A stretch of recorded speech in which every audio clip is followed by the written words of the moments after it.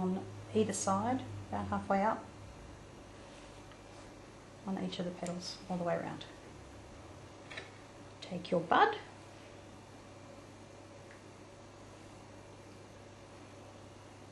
place it through the hole in the centre of the foam again, bring it down and try to get the petals aligned so that the first one that you do is going to cover over a gap in the petals there. And you hold the petals with your thumb and your forefinger and you attach it to the cone, but you leave a gap. You don't attach the entire thing. You're just attaching the edges. You do that all the way around. So there's like a little bowl shape. You can see down into the rose. Next one, pull that petal back, push that in really quickly, pull that one back up with your thumb. And then you can manipulate them a little bit and make them look a little bit more realistic. And I like to leave that hanging upside down while I'm doing the next row. Leave it like that.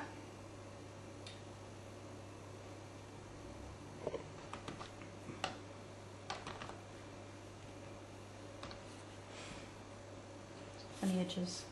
On this one, I'm usually a little bit harder on the petals. I stretch them out a little bit because the rose is now so big that they have that extra space that they need to go around, so I try to elongate them a little bit and widen them a little bit. Again, roll them back, perhaps a little bit less than I did the last time. I was a little bit too rolled back, made it look a bit pointy.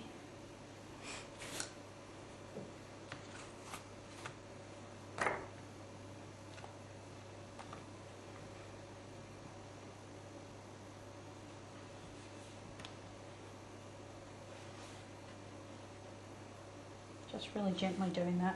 You don't want it to distort the paste too much. Maybe a little bit in the centre too.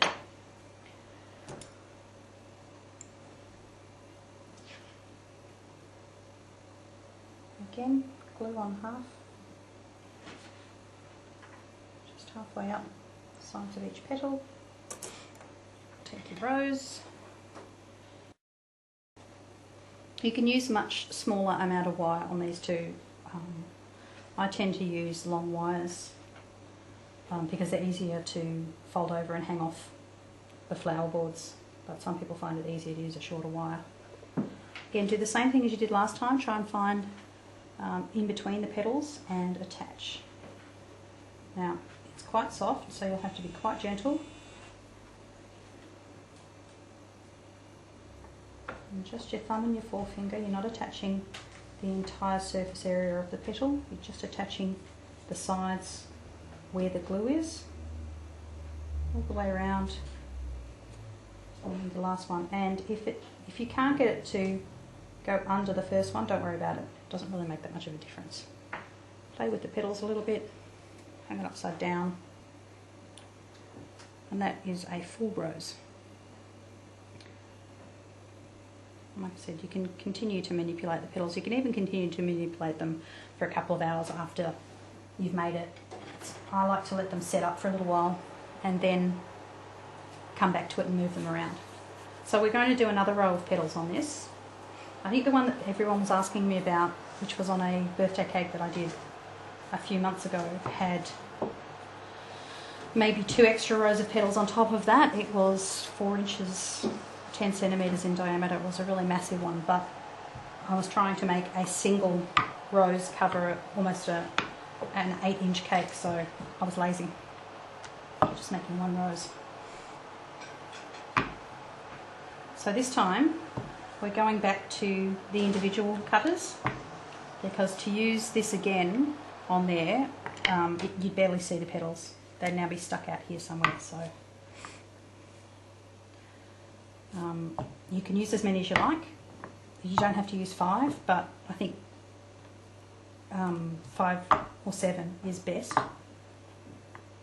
If you think it looks good with 4 or whatever, then you can do it. I like to add petals in odd numbers. So this is the very largest of the petals, which would work. but I'm going to go with the second largest. Let's see how that goes. It's all a matter of, it's not really an exact science, it's a matter of what the rose looks like as you're making it as to what petal cutter you use. So I'll cut this out. Oh, it fell straight out. So it's a bit tatty around the edges because I didn't rub it, but you can smooth it over with your fingers, it'll be alright. Onto your petal pad, upside down, take your balling tool, soften the edge. And what's really useful here is a spoon. Bit of dust on the spoon so it won't stick. And you just hang that off the edge of the spoon and the petals curl around the spoon like so. And you just leave that there for a little while. So you could certainly leave it like that. That's with 3 rows. That's a full rose. 3 rows of petals plus the original one that we put in there first. It's still pretty soft, but what we're going to do is take each of these petals that we've had drying on the spoons and put them on one by one. Just pick them up. You can leave them on the spoons to dry for probably 5 or 10 minutes without worrying about it. Using the paste recipe that I use, I'm not sure about other pastes, so you would have to experiment with your own. And you just twirl this around. And what I've done here is I've added 5 extra single petals, and if you wanted to make it larger than that, if you wanted another row, then you would add 7, and if you wanted it larger than that, then you would probably go up to the next size petal cutter and you would add 9. And you just keep adding 2 for as long, to make it as big as you want. But I think they get to a stage where you put so many on them that they no longer look realistic. But it depends what look you're after. I have also done these on toothpicks, just shoving a toothpick into the foam cone without any glue, and they can then be inserted straight into a cake. Just get that petal back. A little bit more glue on that one.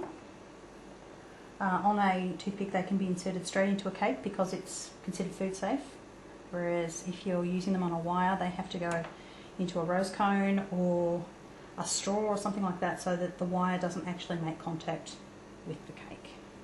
So there you go, there's another row, and again, see they're all flopping out, so they're very soft, so hanging it upside down is beneficial. Or if you've got something like this, a flower former, a gerbera flower former, you can pop it in there.